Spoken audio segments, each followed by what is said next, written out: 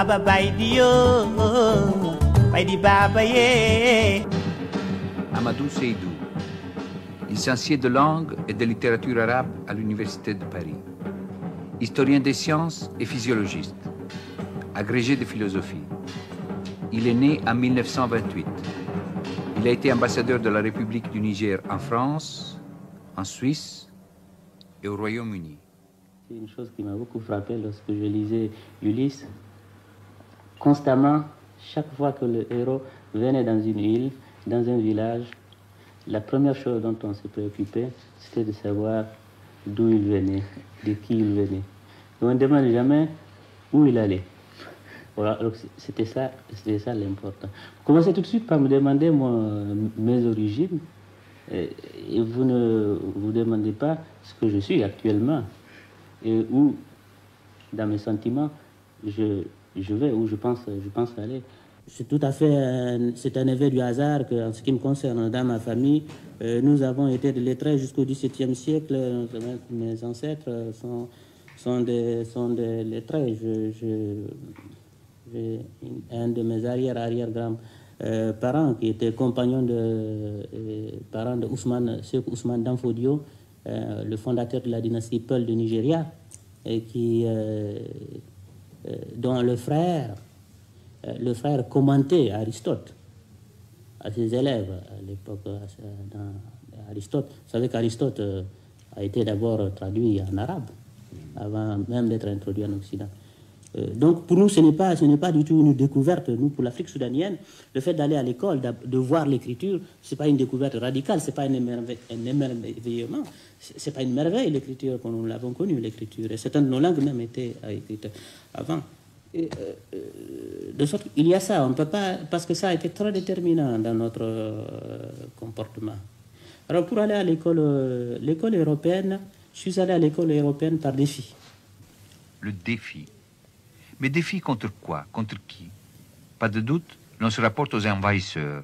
Comment se fait-il que des hommes qui ne sont ni plus intelligents que nous, et là nous avons la conviction, une conviction qui n'est pas un complexe, ni plus intelligents que nous, et dont certains, dans la façon dont ils ont conduit la guerre d'ailleurs, nous donnaient l'apparence de la stupidité, mais c'est une stupidité individuelle qui n'a pas un reflet sur le peuple. Nous, on ne généralise pas de cette façon ce comportement. Ni plus intelligent, ni quelquefois plus armé, ni plus habile, ni plus rusé.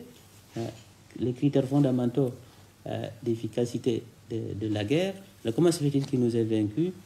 Peut-être qu'à ce moment-là, certains se sont dit, après tout, il faudrait savoir ce que ces gens-là savent.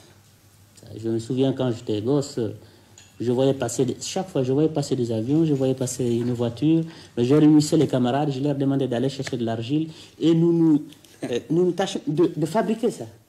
Je me souviens encore, je cherchais par des moyens avec des boîtes d'allumettes et tout ça pour fabriquer un téléphone. Tout ce qu'on voyait les faire. C'était à la fois pédagogiquement utile, c'était dangereux aussi, parce que ça, c'est la pente de l'aliénation. Il y a une chose que je peux vous dire, il y a des disciplines qui ont prédominé dans mon tempérament intellectuel, les mathématiques, l'histoire de la pensée humaine et la philosophie. Mais en dehors de ça, il y a très peu, je le dis parce que souvent, c'est ça qui intéresse. Il est intéressant de savoir. Il n'y a pas eu d'homme, de penseur qui m'ait vraiment influencé au cours de ma scolarité. J'ai eu des étapes. Gandhi m'a beaucoup plu. À un certain moment, il y a une espèce de noblesse, je pense. Mais très vite, j'ai vu que dans Gandhi, il y a une sorte de génie rêveur qui est quelquefois étranger à ce monde, qui a universalisé des exemples particuliers. L'immense sagesse de l'Inde a permis à la philosophie de non-violence de vaincre et de faire de preuve d'efficacité. Mais qu'est-ce que c'est si on voit par ailleurs ce que c'est? Les non-violents sont considérés carrément sont pris pour des fous, pour des naïfs. Et nous, les Peuls, la chose dont on a horreur, c'est d'être pris pour un naïf. Il y a une phrase que j'ai rencontrée qui m'a choqué, longtemps prononcée par un très grand homme de pensée que je respecte beaucoup sur d'autres plans, un grand poète, dire que la raison est Hélène et l'émotion est nègre, ça je trouve que c'est... Voilà pourquoi quand le Coran dit les poètes sont des menteurs, ça c'est toujours... J'ai écrit ça dessus de ça. Vraiment, c'est très beau. C'est très beau comme expression. C'est tellement beau qu'on prend cette beauté pour la vérité, mais c'est faux. Vrai et faux. Mensonge des poètes et vérité des philosophes. Nous voici confrontés au problème de fond. Nous touchons là peut-être aux racines du malentendu.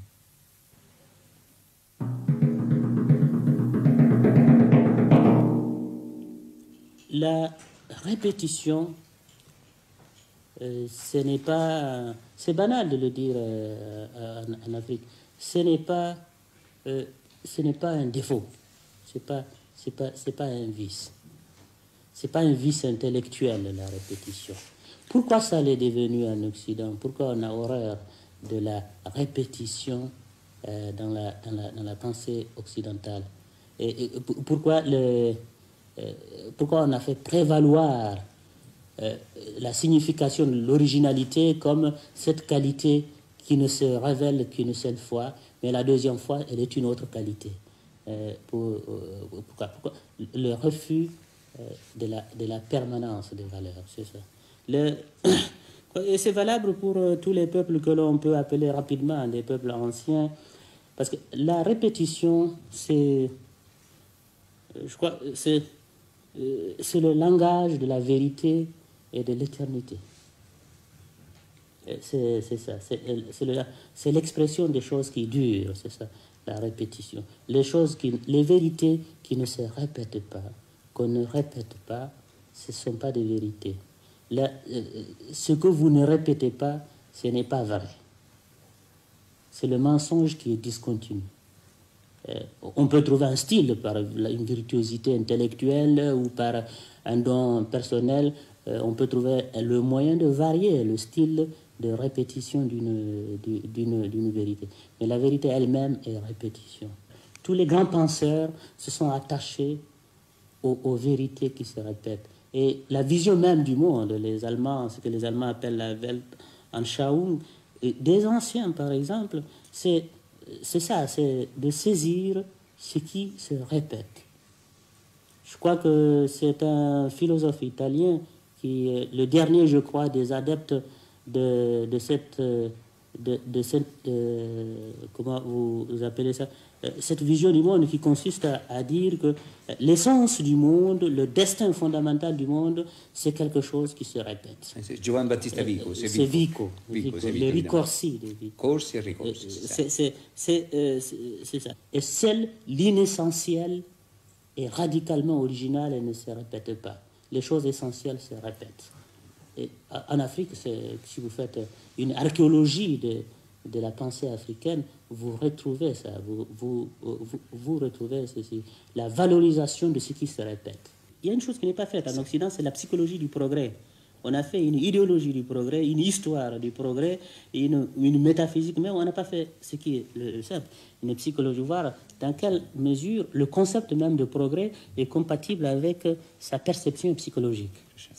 Ça n'a pas été fait. Si on l'avait fait, on serait aperçu d'une chose, c'est qu'en Occident, il y a une espèce de fétichisation du progrès, une valorisation excessive du progrès qui fait que, à mon avis, ce qui a tout renversé, et on en est arrivé à le progrès étant la valeur des valeurs, et le progrès étant le renouvellement continu.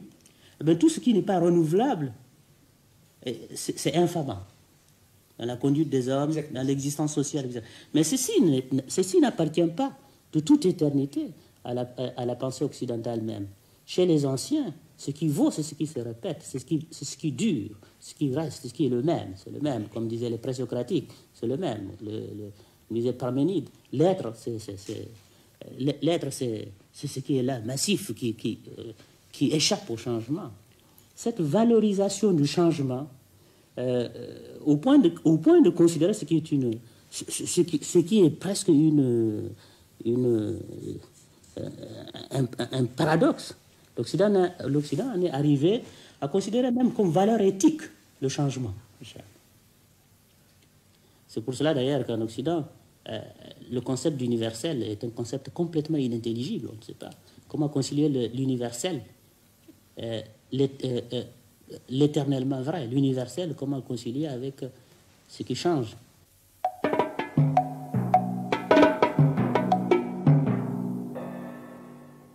La parole, l'élément essentiel des relations humaines, est codifié spontanément dans chaque société.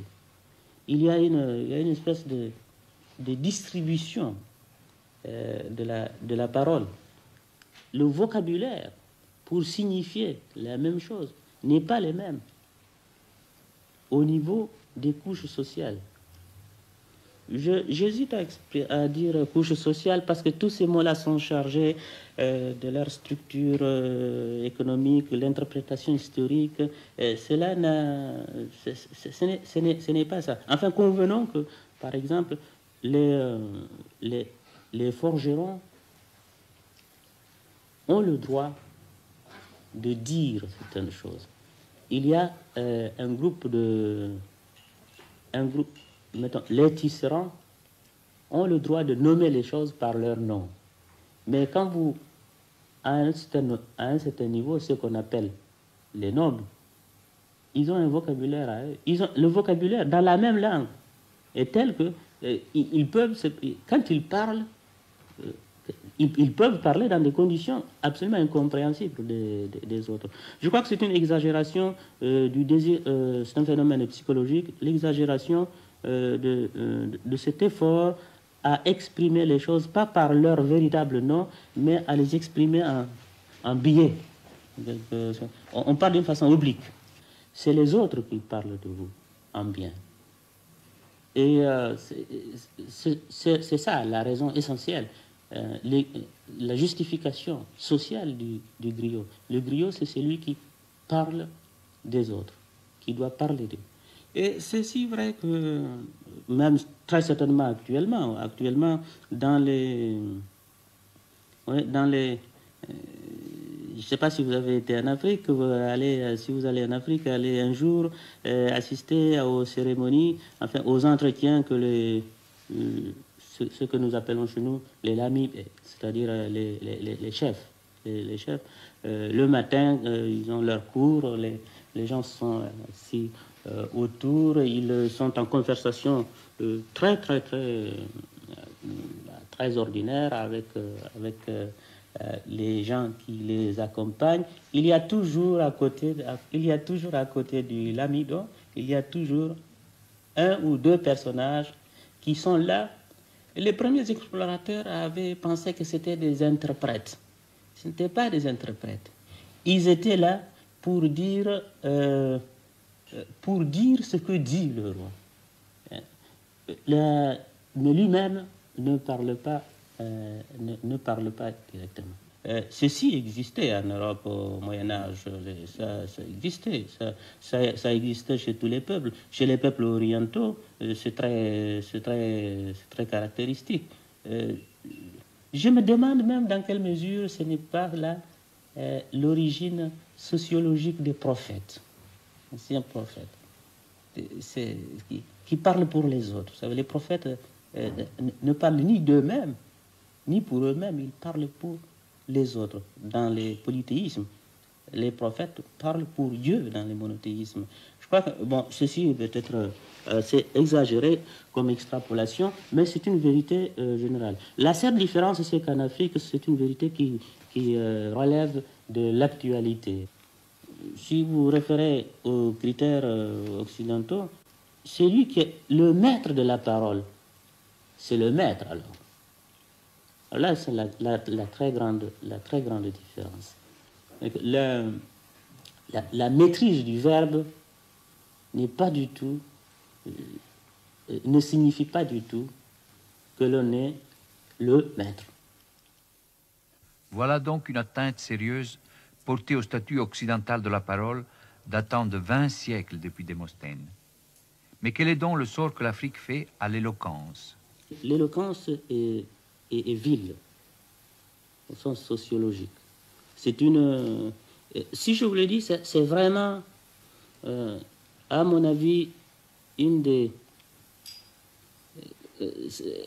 grandes différences dans ce domaine-là, qui concerne le statut de la parole, avec ce que vous convenez d'appeler, entre guillemets, l'Occident, et l'éloquence qu'on appelle l'éloquence de la chair, depuis Démosthène. Je crois que ça, c'est une tradition qui n'a jamais subi de discontinuité en Occident. Depuis l'Antiquité jusqu'à maintenant, les hommes qui ont la puissance du verbe ont...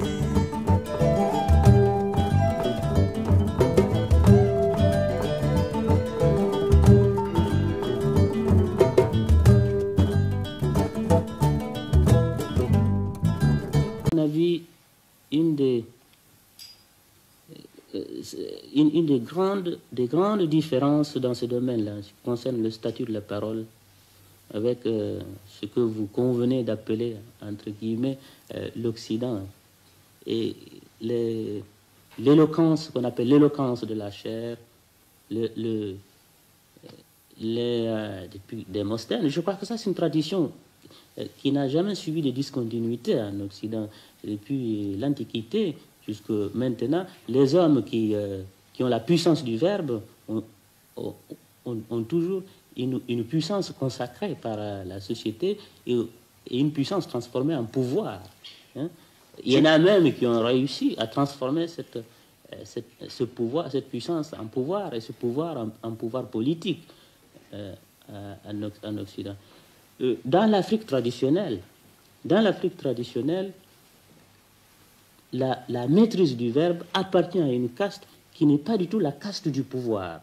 Il est permis alors de se demander si, dans une Afrique ayant une technologie plus développée, ce n'est pas de la caste des griots qui surgiront de plus en plus les chroniqueurs, les journalistes de la radio et de la télévision. Vous voulez dire ce que les Peuls appellent les griots de Toubab. les griots de Toubab. Ces questions sont extrêmement complexes.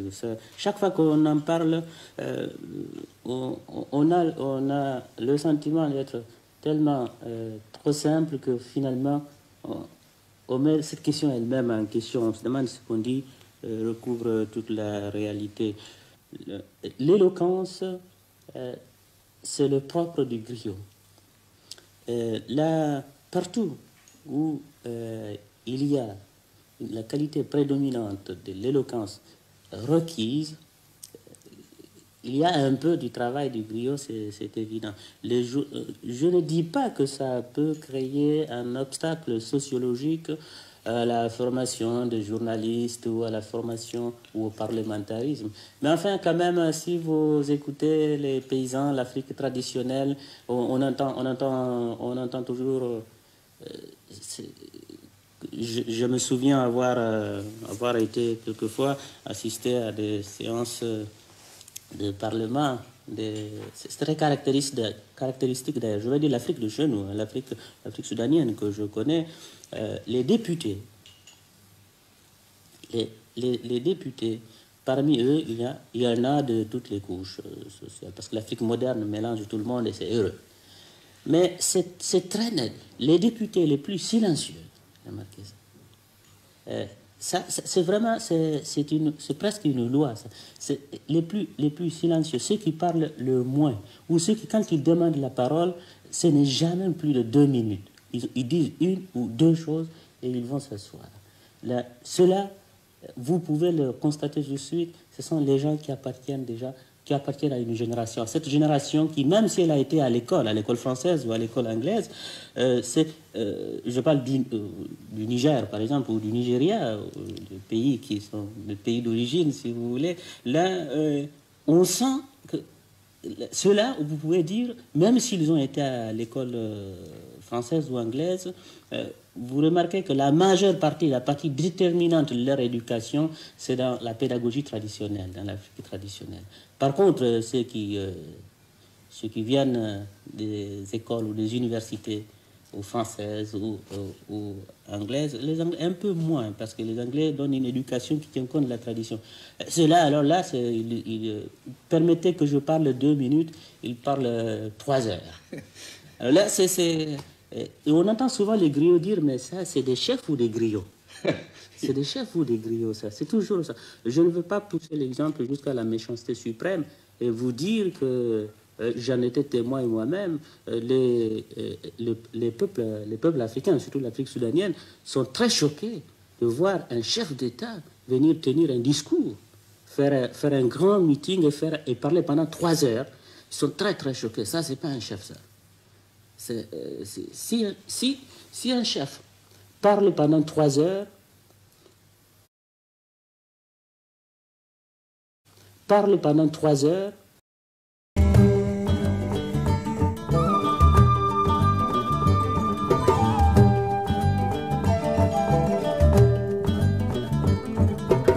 Baba Baidio, Baidi Baba ye.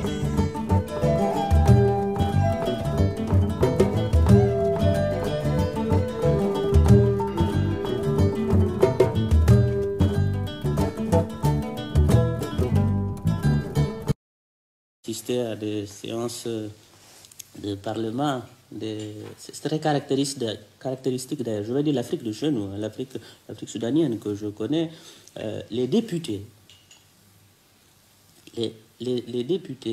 parmi eux, il y en a de toutes les couches sociales, parce que l'Afrique moderne mélange tout le monde et c'est heureux. Mais c'est très net. Les députés les plus silencieux, remarquez ça. C'est vraiment, c'est presque une loi. C'est les plus silencieux, ceux qui parlent le moins, ou ceux qui, quand ils demandent la parole, ce n'est jamais plus de 2 minutes. Ils disent 1 ou 2 choses et ils vont s'asseoir. Ceux-là, vous pouvez le constater tout de suite, ce sont les gens qui appartiennent à une génération. Cette génération qui, même si elle a été à l'école française ou à l'école anglaise, je parle du Niger, par exemple, ou du Nigeria, des pays qui sont des pays d'origine, si vous voulez. Là, on sent que ceux-là, vous pouvez dire, même s'ils ont été à l'école française ou anglaise, vous remarquez que la majeure partie, la partie déterminante de leur éducation, c'est dans la pédagogie traditionnelle, dans l'Afrique traditionnelle. Par contre, ceux qui viennent des écoles ou des universités ou françaises ou anglaises, les Anglais un peu moins, parce que les Anglais donnent une éducation qui tient compte de la tradition. Ceux-là, alors là, permettez que je parle 2 minutes, ils parlent 3 heures. Alors là, et on entend souvent les griots dire, mais ça, c'est des chefs ou des griots? C'est des chefs ou des griots, ça. C'est toujours ça. Je ne veux pas pousser l'exemple jusqu'à la méchanceté suprême et vous dire que j'en étais témoin moi-même. Les peuples africains, surtout l'Afrique soudanienne, sont très choqués de voir un chef d'État venir tenir un discours, faire un grand meeting et parler pendant 3 heures. Ils sont très, très choqués. Ça, c'est pas un chef, ça. Si un chef parle pendant 3 heures, ou ce qu'il dit n'est pas vrai, ou ce qu'il dit c'est plus que la vérité, donc ce n'est pas vrai, ou ce n'est pas un chef. Et en général, ils donnent le sentiment qu'eux-mêmes n'ont pas la certitude de leur qualité de chef. On sent ça comme l'expression d'une nouvelle forme des choses, que l'on ne rejette pas. On ne rejette pas ça. Mais on ne vit pas l'appartenance authentique à l'Afrique traditionnelle. C'est contreplaqué, c'est une mode. Les vieux vous disent d'ailleurs c'est une mode qui va passer.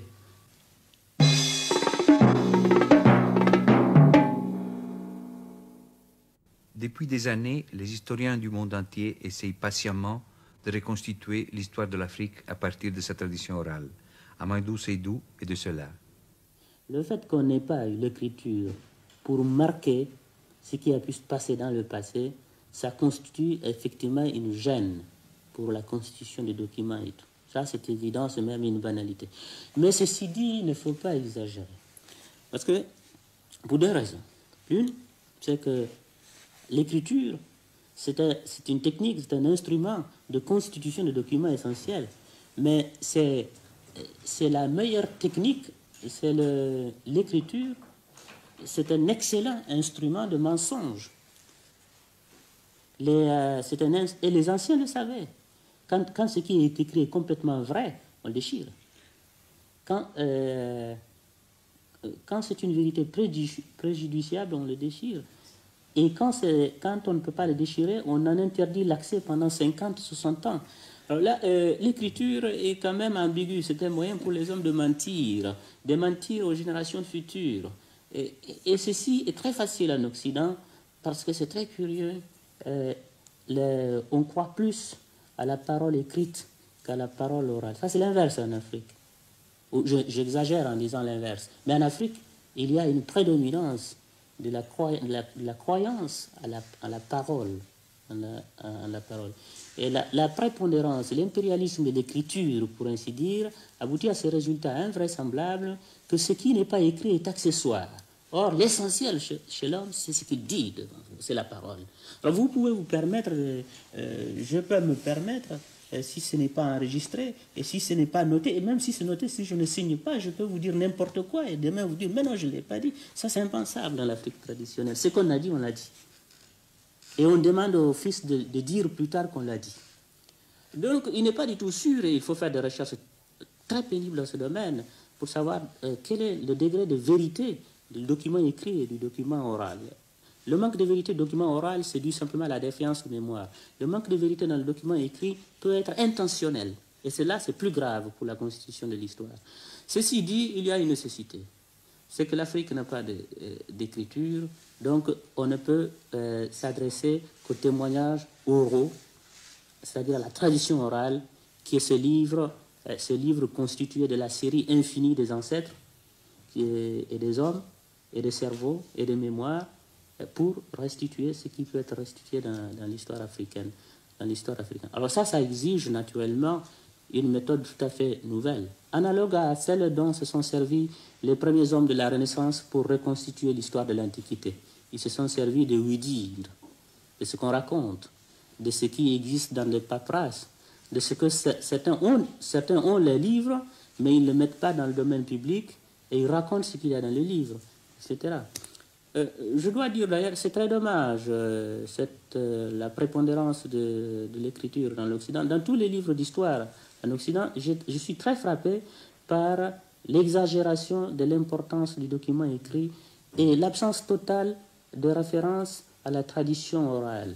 Or, si vous voulez faire, par exemple, l'histoire des peuples, mettons des peuples bretons, s'il y a un peuple breton, des populations d'une région quelconque, mais vous trouverez infiniment plus de vérité dans ce qui se dit, dans ce qui se raconte, que dans ce qui est écrit à la mairie. Ça, c'est une vérité. Et en tout cas, pour les psychologues, c'est essentiel ce qui s'écrit. Et ne pas tenir compte de la dimension psychologique pour écrire l'histoire, c'est une grave erreur. Parce qu'à ce moment, l'histoire devient une métaphysique. Je ne veux pas être méchant, mais je considère que la plupart des livres d'histoire d'Occident sont des vérités après coup ou de la métaphysique. La tradition orale doit être la base pour écrire l'histoire. Quelle est l'histoire qui doit en résulter? Ce n'est pas l'histoire scientifique, entre guillemets, au sens de la vérité après coup ou de la vérité travestie, mais ça va être certainement une Afrique beaucoup plus actualisée de cette façon que l'histoire pensée, doctrinale, écrite avec les thèses de Hegel ou avec les thèses de Bossier, Fustel de Coulanges, que sais-je. Mais ce sera une histoire qui repose sur ce que les ancêtres ont dit. Mais ça demande une analyse extrêmement serrée. Un travail immense, un sens de l'interprétation des mythes, des légendes, ce dont l'Occident ne tient pas compte pour écrire son histoire. Et ça fait les 2/3 de la vérité humaine, mise à part, si on ne tient pas compte des légendes, des mythes, de la symbolique de l'homme pour écrire son histoire. Peut-on imaginer de raconter l'histoire d'un homme si on ne raconte pas la dimension de sa symbolique? Ça, c'est pas de l'histoire, c'est de la métaphysique.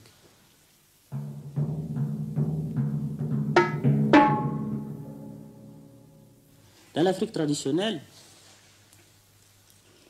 c'est un paradoxe. On n'est jamais riche pour soi-même. La richesse n'est pas une jouissance individuelle. Et ceci est si vrai que toute la société est organisée pour cela. Il est vrai que tout le monde cherche la richesse.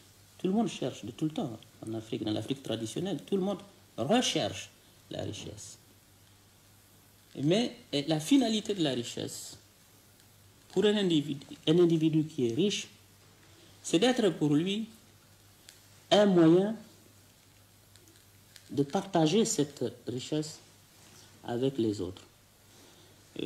C'est dommage de parler à distance, parce que si vous vivez en Afrique, dans l'Afrique traditionnelle, c'est la réalité quotidienne. Je me souviens, les vieux chez nous vous disent, les Peuls disent, c'est moins bien, si vous voulez, c'est moins bien que ce soit vous-même qui ayez 10 bœufs que votre voisin. Ou alors d'autres disent, il vaut mieux que ce soit votre voisin qui tue un poulet ou qui tue un mouton que vous-même. Pourquoi? Parce que quand, dans un village, quand vous tuez un poulet ou un mouton, la société vous fait l'obligation d'en distribuer à tout le monde. Tous ceux qui savent que vous avez tué que chez vous ce soir, les paysans, je parle au niveau du paysan, tous les voisins, tous les autres paysans qui savent que chez un tel ce soir, on a entendu crier un poulet et qu'il a tué un poulet, eh bien chacun s'attend à avoir un morceau. Finalement, il vous reste moins que si la part qui vous revient est inférieure à la part, à chacune des parts que vous distribuez aux autres. De sorte que la mentalité, l'aphorisme paysan dit, il vaut mieux que ce soit le voisin qui tue le poulet plutôt que moi-même, parce que si c'est moi-même qui le tue pour en faire un repas, j'en ai encore moins que le voisin. Tellement que l'obligation de distribuer la richesse, c'est ça la finalité de la richesse dans l'Afrique traditionnelle. Ça, c'est le premier aspect. Le deuxième aspect, c'est que la richesse n'est jamais l'équivalent de la vertu sociale, n'est pas une valeur sociale. Ça, vous pouvez penser que c'est contradictoire avec l'autre, mais ce n'est jamais ça. Ce n'est pas le signe, ce que je voulais dire, ce n'est pas le signe du respect. Vous n'êtes pas respecté en mesure, en proportion de votre richesse. À telle enseigne que souvent, vous trouvez dans l'Afrique traditionnelle des seigneurs qui sont bien moins riches que des vassaux qui sont derrière eux. Et par leur fait, les griots qui sont derrière les chefs sont plus riches en réalité que les chefs. Même s'ils continuent à tirer leurs moyens d'existence de la générosité de ces chefs. Ça crée une dialectique perdue. C'est que on cherche à s'enrichir parce que la richesse est le seul moyen de donner aux autres, de distribuer aux autres, et la distribution de tout ce que vous avez aux autres, c'est-à-dire la générosité en acte, c'est ça la caractéristique du noble. Le noble ne doit jamais garder quelque chose pour lui, jamais. Ce qu'il a, il n'a pas une chose. Il est plus que ça. Ceci, naturellement, donne un statut spécial à la pauvreté. C'est que la pauvreté est entourée d'un certain respect, une certaine pudeur. Et si dans l'Afrique traditionnelle, si quelqu'un est pauvre, s'il n'est pas pauvre seulement par lâcheté, mais s'il est pauvre par des circonstances matérielles extérieures, ça, il y a un immense respect à son égard. Seulement tout cela, vous savez, c'est presque de la poésie. C'est la poésie. Mais c'est la poésie qu'on trouve dans les brousses africaines, chez les paysans. Et si vous allez dans les villes, dans tous les endroits où l'impact du monde moderne commence à s'infiltrer, ou, comme on dit dans le jargon, l'économique prime tout, il y a une tendance à la valorisation de la richesse, pas comme telle, car elle est valorisée dans la société traditionnelle, mais la valorisation de la richesse comme moyen de jouissance individuelle. Alors, je crois que c'est le grand drame actuellement, ce qui introduit la contradiction. L'Afrique n'a pas du tout la philosophie de la frugalité, ce n'est pas vrai. Ce qu'a l'Afrique, c'est la richesse jamais comme moyen de jouissance individuelle, c'est tout. Mais ce qui introduit la contradiction, c'est que les sociétés modernes, l'imitation, disons, pour aller plus vite, de l'Occident, surtout par l'avènement des hommes actuels au pouvoir, à tous les niveaux du pouvoir. Le pouvoir est un pouvoir d'emprunt en Afrique, sociologiquement parlant, pas politiquement, c'est un pouvoir d'emprunt, c'est-à-dire un pouvoir par imitation. Là, la richesse tend à être regardée comme la valeur de valeur, parce que c'est un moyen de jouissance individuelle, et donc c'est un des critères de valeur individuelle.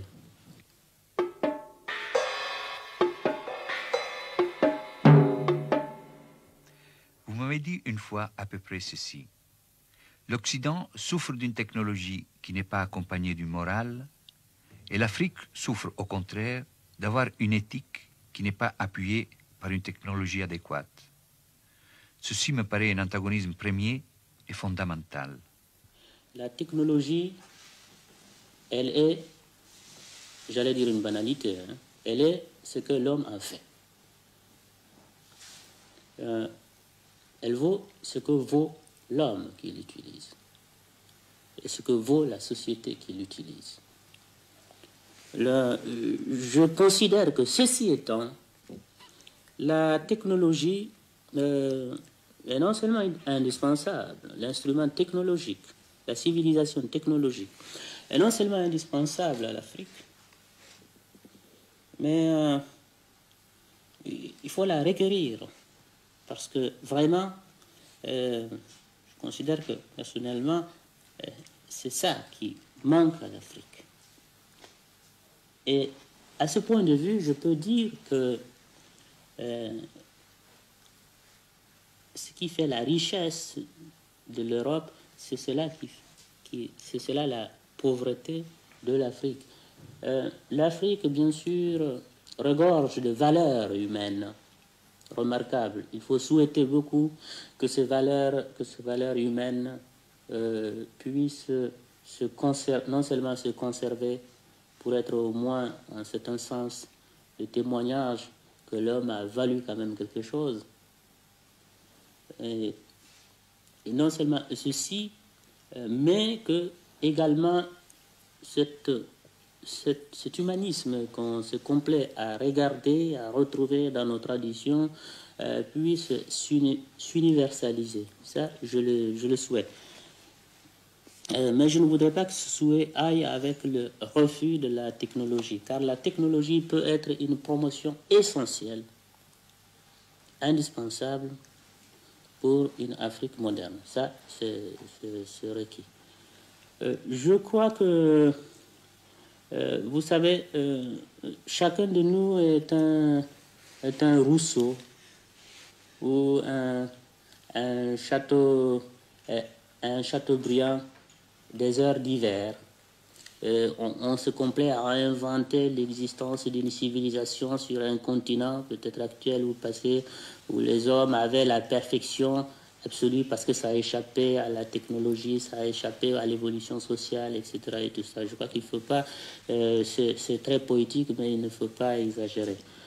Si l'on veut regarder sérieusement les choses, je pense qu'on peut dire que à cette profusion de valeurs éthiques qui existent en Afrique, dans l'Afrique authentique, correspond malheureusement une souffrance, un manque dans l'ordre technologique. Et à ce compte-là, c'est presque l'inverse, n'exagérons rien, c'est presque l'inverse en Occident. Je crois que l'Occident s'est engagé dans un processus très accéléré d'acquisition technologique et ne s'est pas donné un processus équivalent d'acquisition dans l'ordre de la revalorisation répétitive de l'homme.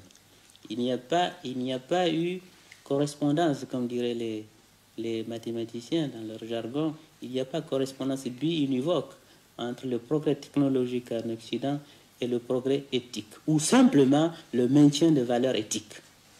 Parce que progrès éthique, c'est déjà très polémique. Il n'y a pas eu maintien.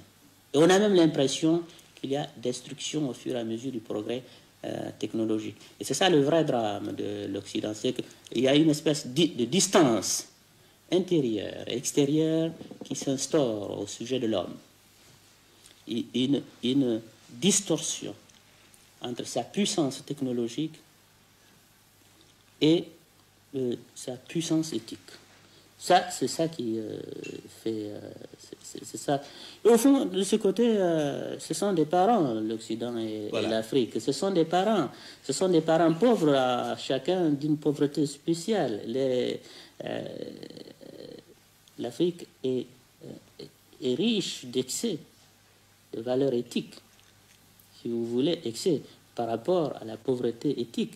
Et c'est l'inverse en Occident. Ce qui fait que les civilisations occidentales sont des civilisations angoissées.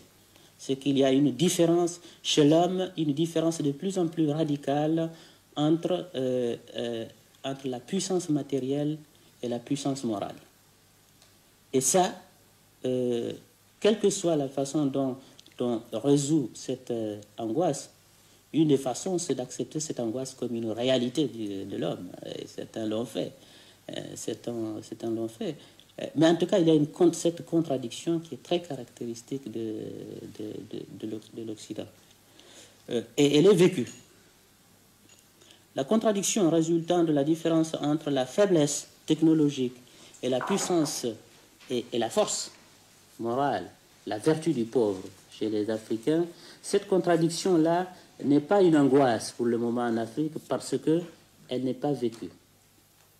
La seule chose qu'il faut souhaiter, et ça c'est un souhait qui relève, dont l'efficacité relève d'un acte politique, du pouvoir politique, c'est que le développement de l'Afrique soit entendu au sens intégral.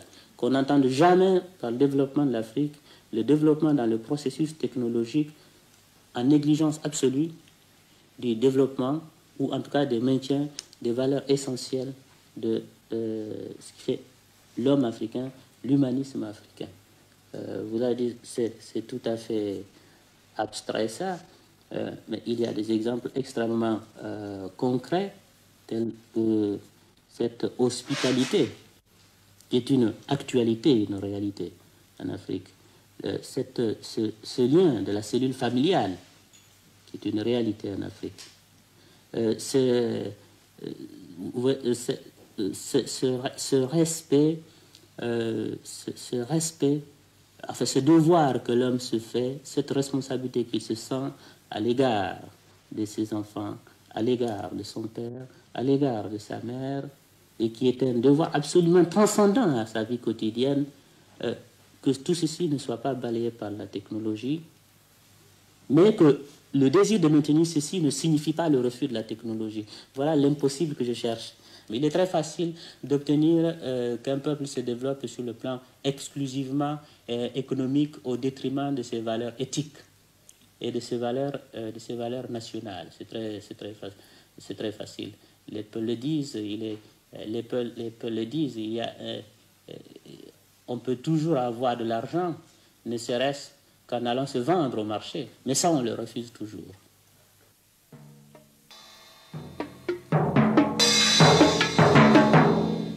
Et je me souviens avoir dit un jour à des élèves, j'enseignais dans un lycée de Paris à l'époque, je disais à des élèves de classe terminale, progresser, c'est aller de l'avant. Tout le monde a éclaté de rire. Et j'étais content parce que je m'attendais à ça. S'ils avaient pensé que ça allait de soi, s'ils n'avaient pas pensé que ça allait de soi, je n'aurais pas été content. J'étais très content. Ça finit par aller de soi, que progresser, c'est aller de l'avant. Parce qu'on a l'obsession du sens étymologique. C'est aller de l'avant. Or, il faut toujours revenir aux sources. Vous savez que chez les anciens, une conduite de l'homme ou d'une société n'est pas un progrès, n'est un progrès que dans la mesure où elle est le reflet exact, la restitution du modèle exact des conduites des anciens.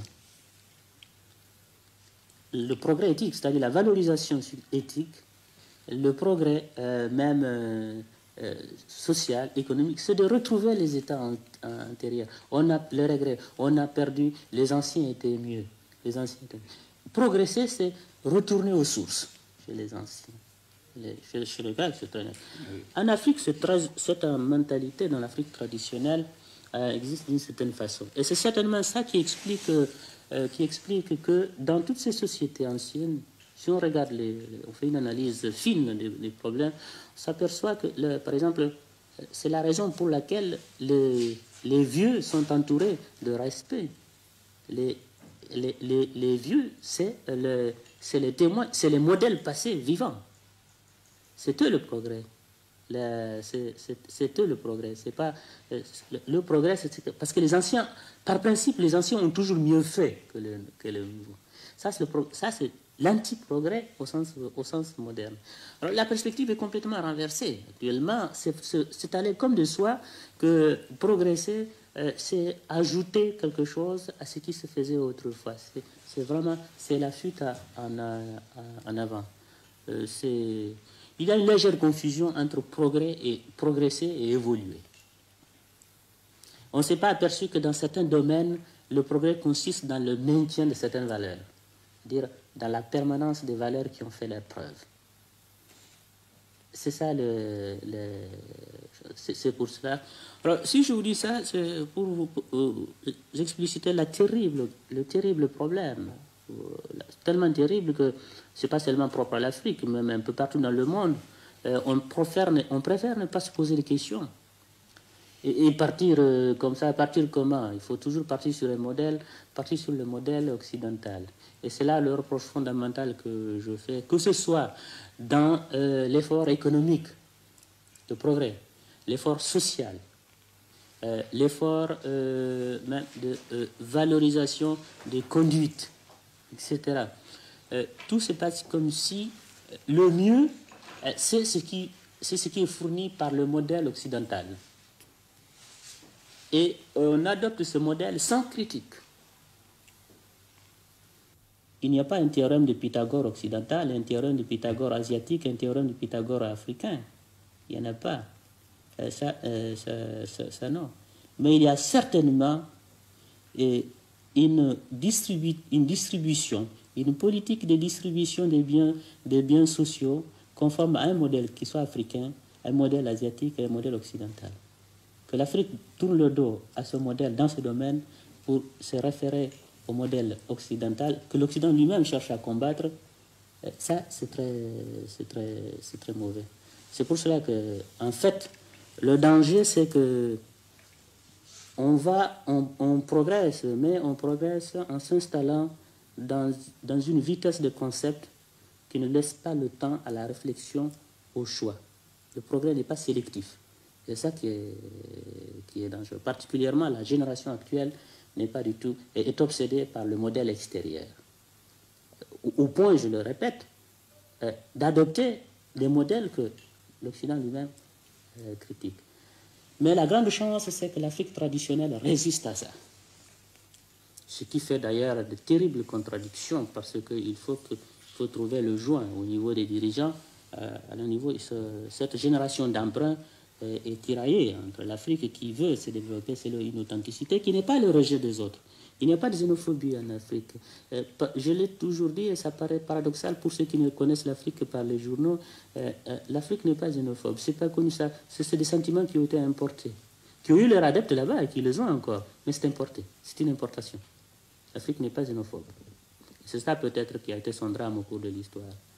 Mais enfin, vraiment, le progrès pour l'Afrique, c'est d'accord, c'est une nécessité, c'est même une réalité. La seule menace, c'est cela. Et ce progrès ne sera authentique que si l'on trouve le moyen de s'attacher à sélectionner les modèles qui s'offrent à l'extérieur et qu'on ne se précipite pas sur le modèle parce qu'il vient de l'Occident. Quand je dis l'Occident socialiste ou autre, car chacun a pris un peu partout. J'ai vu des livres rouges installés ou des livres bleus ou certaines mémoires de certaines personnalités occidentales qui sont distribuées même à des paysans illettrés.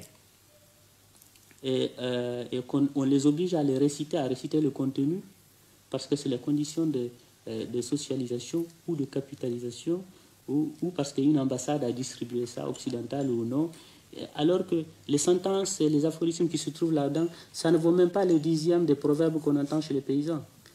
On va donner au baccalauréat des sujets, par exemple, que pensez-vous, quelle est la valeur, déterminer la valeur du loisir dans une société dont le critère des critères, c'est le travail, c'est la recherche du travail, le fondement du travail. On invite les bacheliers à méditer sur la valeur du loisir. Ce sujet composé à l'extérieur et envoyé. Voilà le type du modèle. Je crois que c'est le vrai. C'est pour cela qu'il faut beaucoup souhaiter que la future génération de l'Afrique soit une génération d'hommes lucides qui progresse sans démagogie, ni interne, ni externe, et qui garde les valeurs authentiques de l'Afrique, qui sont les valeurs d'ouverture, mais une ouverture qui soit critique. Et ceci sera au bénéfice de tout le monde, car le reste du monde n'a pas intérêt à voir se développer une civilisation d'emprunt en Afrique. Africa, oh mama Africa, kundani fofan burunimi Africa ngurndamam Africa, yo ma